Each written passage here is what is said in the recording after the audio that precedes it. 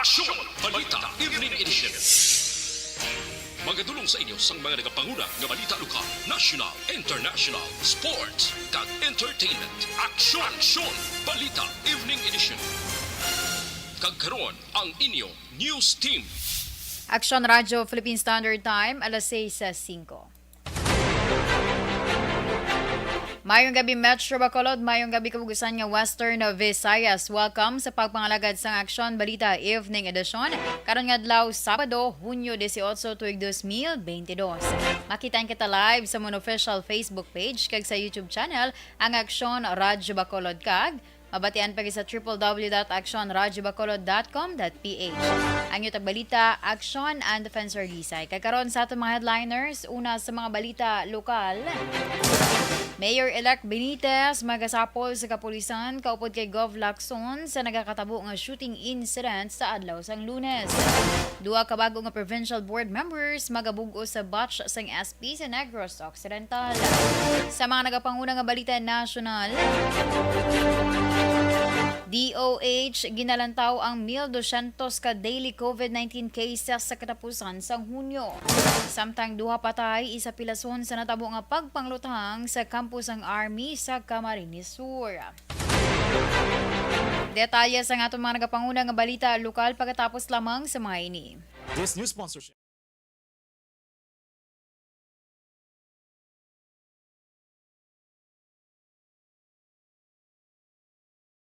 Ang beach, ang paborito nga katuan sa mga pamilya, kag magbarkada sa tion sang okasyon. Puno sang batahom nga mga literato nga may background nga beach ang aton mga social media. Pero nakahibalo-bala kamo ngang Pilipinas ang isa sa world's worst offender sa marine plastic pollution? Sa pagtuon sa United Nations, sa pag-abot sang 2050, ginatanaw nga mas madamo na ang mga plastic ikumparar sa mga isda sa karagatan. Gani subong pa lang, dapat na kita nga maghimo sang aksyon kag magpakigbahin sa solusyon batok sa plastic pollution. Una, i-reduce o kung ibanan ang paggamit sang single-use plastics. Magdala kag maggamit sang reusable nga grocery bags, utensils, coffee cups, tumbler kag iban pa. Dapat istriktong ipatuman ang mga ordinansa kung layi nga nag-regulate sa paggamit ng plastic. Madamo man ang mabulig sa pag-recycle sa mga ginagamit nga single-use plastics. Sa mga nag-estar sa coastal areas, hindi pag-ihaboy ang inyo basura sa suba o kun kadagatan. Magpartisipar sa mga clean-up drive sa mga coastal areas sa inyo lugar. Suportahan ang mga organisasyon o kung non-profit organization nga nagahatag solusyon sa plastic pollution. Ang problema sa basura sa kadagatan ang hindi masolusyonan sa isa lamang ka individual, isa ka grupo o kung sang gobyerno. Nagakinahanglan ini sang aksyon sang tanan para sa benepisyo sang karon kag sa masunod pa nga henerasyon.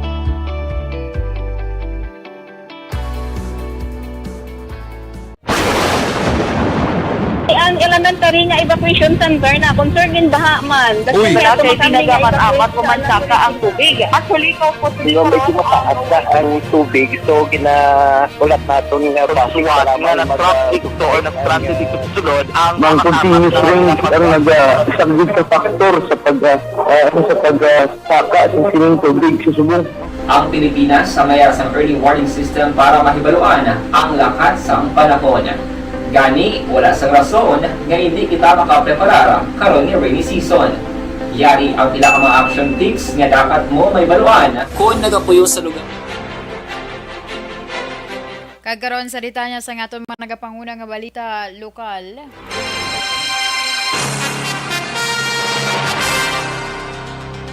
Magasapol si Bacolod Mayor-elect Albi Benitez kaupod kay Governor Bong Lacson na kaupod ang Provincial Director kay City Director sa adlaw sang Lunes. Suno kay Benitez pagatalakayon sa pagsinapol ang mga kinahanglanon sang kapulisan para ma-address ang mga shooting incident sa syudad.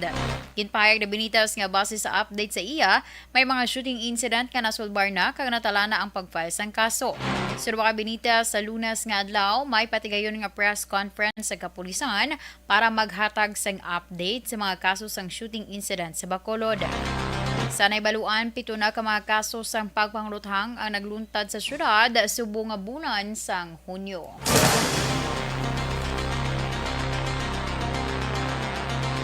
Sa iba nga balita lokal, duha ka bag-o nga provincial board members ang mga bugo sa batch sang sangguniang panlalawigan sang Negros Occidental umpisa Hulyo 1. Kini amo Sanday Anton Oxenio sang 5 distrito kag Andrew Martin Torres ang ika-4 nga distrito.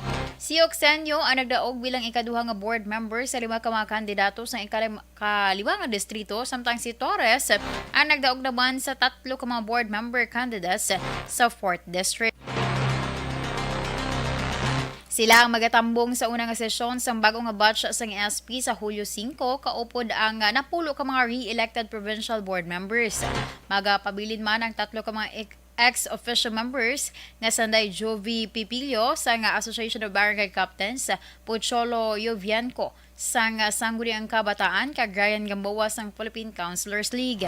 Pati gayunon ang inaugural ceremony sa mga nagdaog nga provincial officials sa maabot nga Hunyo 25 sa provincial capital ug Lagoon sa syudad sang Bacolod. Umpisa Hulyo 1 si 3rd District 3rd District Board Member Manuel Frederick Manmanco amo ang magasarbe bilang senior board member sa sangguniang panlalawigan sa Negros Occidental. Sa interview sa Aksyon Radyo Bacolod, ginapahayag ni Vice Governor Jeffrey Ferrer nga si Ko ang nakakuha sa pinakamataas nga porsyento sa karamuon sa mga nakakuha nga boto nagligad niya eleksyon. Iya pagabuslan si 1st District Board Member Romel Divulgado sa mga posisyon. Ang pagdeterminar sa ranking ang ginbase sa porsyento sa boto nga nakuha sa kada distrito. Ang senior board member amo ay katatlo sa pinakamataas nga ranking official sa Negros Occidental. Siya mo ang magabulos bilang presiding officer sa tion nga mangin ineligible o kung incapacitated ang vice gobernador.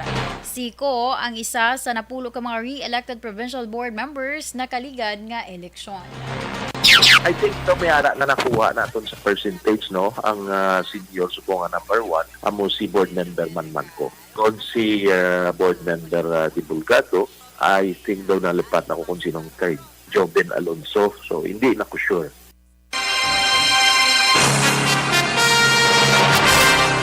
Ang kabahin sa pagpahayag ni Vice Governor Jeffrey Ferrer. Sa iba nga balita lokal, wala sang epekto sa dalagan sang trapiko ang ginpatigayon nga night market sa Dalan Ballesteros umpisa kahapon.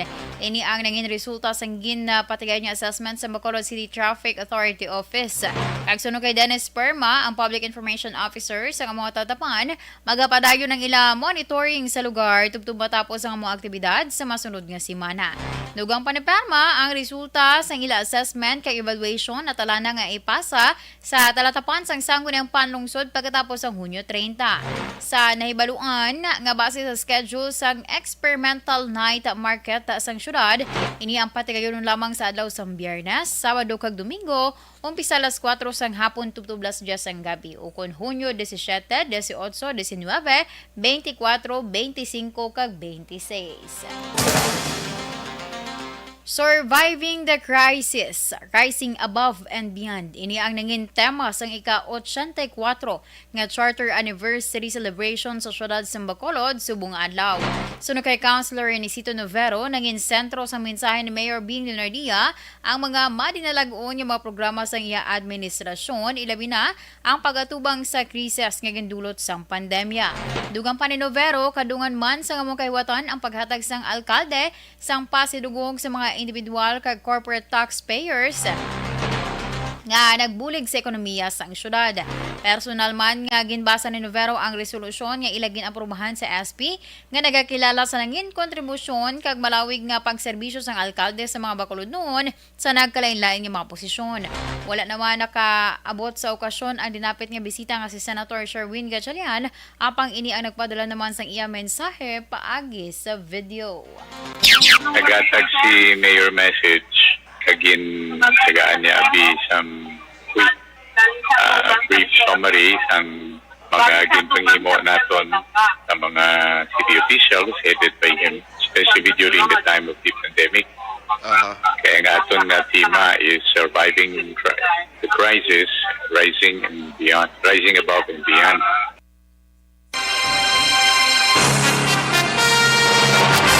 Ang kabahin sa pagpahayag ni Councilor Renesito Novero. Sa kadapusan nga balita lokal, pito ka brands sa idalam sang Ayala Group of Companies halin sa nakalain-lain nga industriya ang nakibahin sa One Ayala Trade Fair nga ginpatigayon sa Ayala Mall sa Capital Central Activity Center halin Hunyo 16 tubtob 19. Ang pagtipon sang nakalain-lain nga unit sa idalam sang We Are Ayala Business Club o kung WAABC Negros Chapter agud niya ipakita ang best of features, amenities kag pagtanyag sang brands sa idalom sang Ayala Group of Companies. So kay Ayala Malls Capital Central General Manager Sharon Shukon, ang kolaborasyon sa nagkalain-lain Ayala Business Unit agud tumanon ang promisa sa komunidad kag pagtingwa nga mapasanyog ang economic recovery sa probinsya. Magahatag sa exclusive discount sa promo, sa prices kag freebies ang kada business unit sa mga bisita nga magakadto sa kada booth. Kalakip sa nagpartisipar ang Bank of the Philippine Islands sukon BPI, AIA Life Insurance, BPI MS Insurance, BPI Investment Management, BPI Asset Management and Trust, SEDA, ako na SEDA Capital Central, Amaya, Honda, kag ang Globe.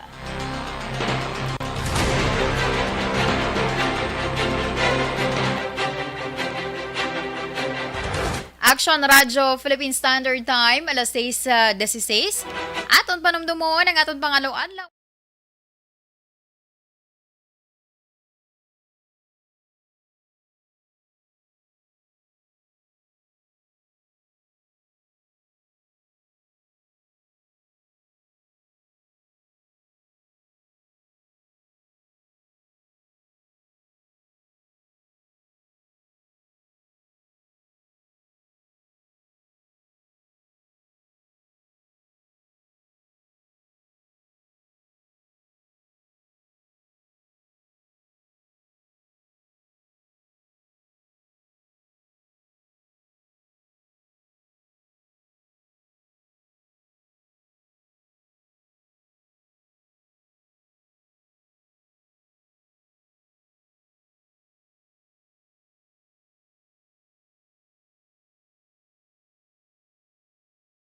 Ang beach ang paborito nga kadtuan sa mga pamilya kag magbarkada sa tion sang okasyon.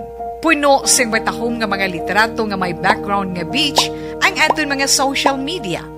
Pero nakahibalo-bala kamo ngang Pilipinas ang isa sa world's worst offender sa marine plastic pollution? Sa pagtuon sa United Nations sa pag-abot sang 2050, ginatanaw nga mas madamo na ang mga plastic ikumparar sa mga isda sa karagatan.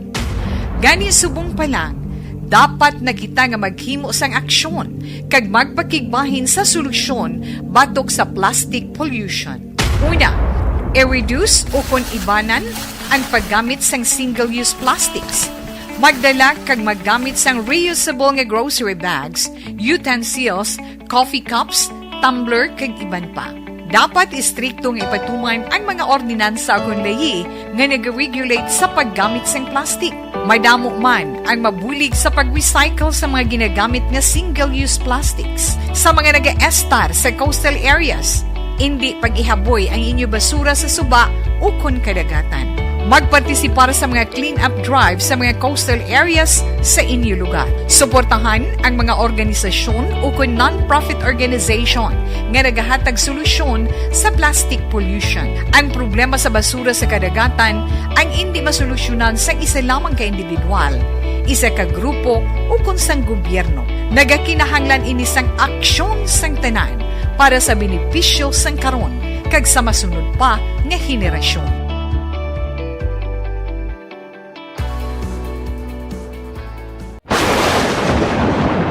Ang elementary nga evacuation center na concern din baha man. Uy. Kaya Kaya tinagamat-amat evacuation kumansa ka ang tubig. Actually, ikaw po medyo mataas na ang tubig. So, ulat natin nga Pagsuwat nga ng traffic to or nag-traffic dito sa sulod, ang Mang continuous rain ang isang good factor sa pagsaka at sining tubig sa subong.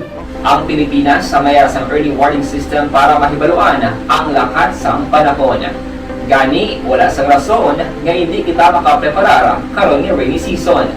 Yari ang pila ka mga action tips nga dapat mo may baluan. Kung nagapuyo sa lugar nga masabi ginabaha, mag-monitor sa balita para sa anunsyo sang pag-asa sa lakas sang panahon. Isa sa pinakapos nga pamaagi para malikawan nga magsulod ang baha sa balay, among paggamit sang sandbag. Ang sandbag ang isa kasakong nga may unod nga balas nga pwede ibutang sa pertahan upon ginaagyan sang tubig para temporaryo nga makontrol ang pagsulod sang tubig sa inyong nga balay. Antes naman ng rainy season, dapat nakapreparar ka na sang pagkaon, flashlight, pito, kandila, hygiene kit, power bank, transistor radio, importante nga mga dokumento kag iban pa nga kinahanglanon. Ini ang dapat isulod sa go bag nga dapat ibutang sa isa ka lugar nga mapus kuhaon sa tion nga kinahanglan nga mag-evacuate. Sa tion sa pagbaha dapat butangan sang tape ang saksakan sang mga outlet kag ibutang sa mataas nga mga lugar ang appliances. Kunyara sa evacuation center, dapat man nga ipatuman ang minimum health protocol, face mask, face shield kag social distancing batok sa COVID. Sa panahon sa tig-ululan, dapat man proteksyonan ang ikaayong lawas batok sa pila ka mga masakit, kang isang dengue, leptospirosis,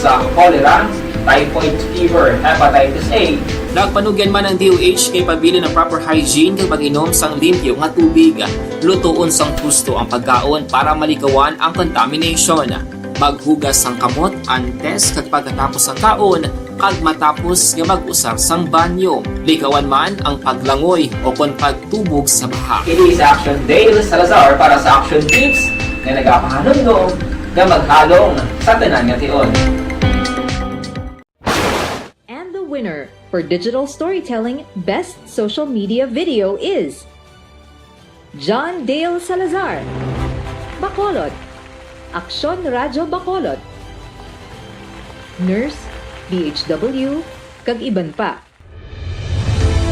Magluwas sa mga frontliners nga nagarisgo sang ila kabuhi sa sulod sang hospital. Nagakaangay man nga tagan naton sa pagkilala ang mga frontliner nga nagatrabaho sa sulod sang isolation facility. Ang mga doktor kag nurse nga nagarisgo man sang ila kabuhi sa pagtatap sa mga asymptomatic kag mild COVID cases. Ang mga barangay health workers nga gin-assign sa isolation facility, mga cook nga nagaluto sa mga pagkaon sa mga COVID positive. Ang extraction kag disinfection team sang syudad, ang mga utility personnel nga nagakuha sang basura sang mga pasyente. Ini ang mga frontliners kag nakit-an ko ang ila sakripisyo apisar sang manubo nga sweldo o kon allowance halin sa gobyerno. Ako sa Action Dale, COVID positive sadto. Naka-recover sa masakit bangod sa bulig sang sini nga mga tawo. Madamo gid nga salamat sa tanan nga frontliners.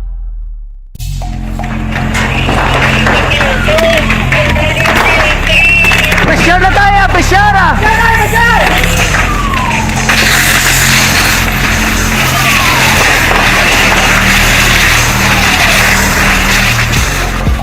Every day is Fire Prevention Day. Gani importante nga maihibalo kita kung paano malikawan ang sunog. Yari ang pila ka mga action tips angot sa fire prevention.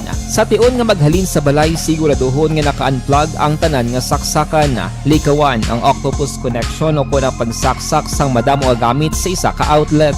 Dapat wala man sang overloading sa mga saksakan kag lantawon kung masarangan ang mga appliances nga nakasaksaka. Likawan ang mga substandard nga kagamitan. Hindi pag i-charge ang gadget overnight kaang isang cellphone. Taguon ang mga posporo, lighter, kag iban pa nga flammable materials sa mga kabataan. Ag siguraduhon man nga malayo ini sa kalan. Siguraduhon man nga wala nagalik ang inyong LPG. Sa isa ka business establishment, dapat mayara sang fire.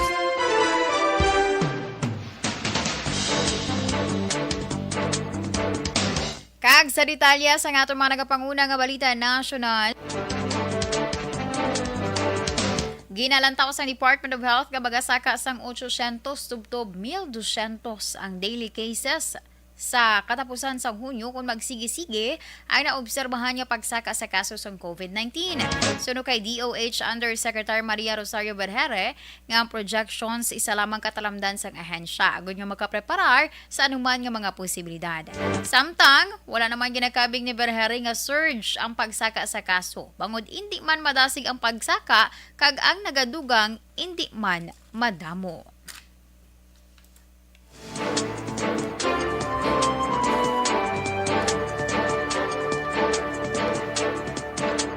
Sa dugang nga balita national, patay ang isa ka opisyal sang army nga may ranggo nga major kag pilason ang isa pa nga may ranggo naman nga sergeant. Sa natabo nga pagpangluthang sa Campo Weni, Martiliana sa Banwa Sampili, probinsya sang Camarines Sur sa badung adlaw. Suno kay Major John Paul Belleza, ang Public Affairs Office Chief sang 9th Infantry Division ng Philippine Army, natabo ang insidente sa Satellite Finance Unit sa kampo. Mga 1:30 kay nasang kaagahon. Ang sospetsadong isa naman ka Army Captain ang nagpanginmatay pagkatapos ginluthang ang iya mga kaupod. Sa karon wala pa gid pagwaangalan sang sospetsado kag mga biktima apang ang mga ini personnel sang 5th Finance Service Field Office Finance Center kag sa karon nagapadayon naman ang investigasyon angod sa motibo sang insidente.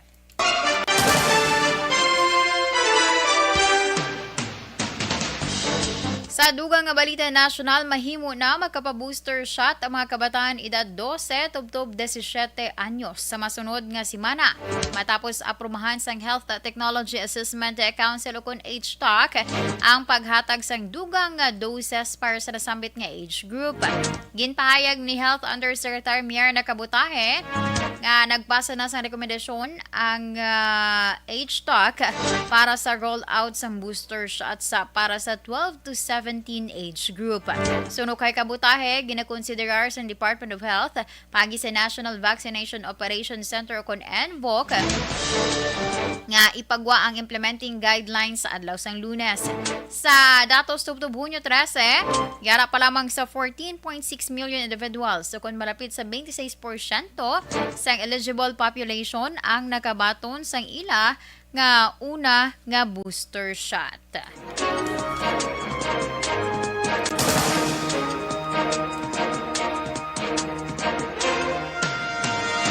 Ginanunsyo sa Department of Education nga malapit sa 38,000 ka mga eskwelahan ang handa na sa face-to-face classes sa pagbukas ng school year 2022 to 2023 sa bulan sa Agosto.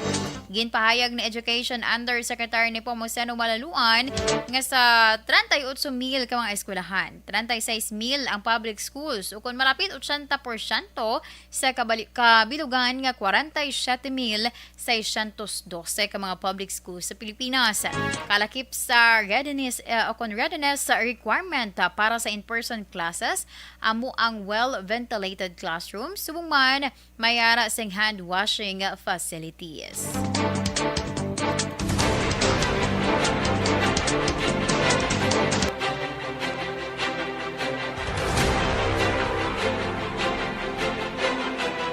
Kaginyugin pamatian nakabusan nga detalye sa aton mga natipon ng mga balita. Diri lamang sa Action Balita Evening Edition karon nga adlaw Sabado, Hunyo 18 tuig 2022.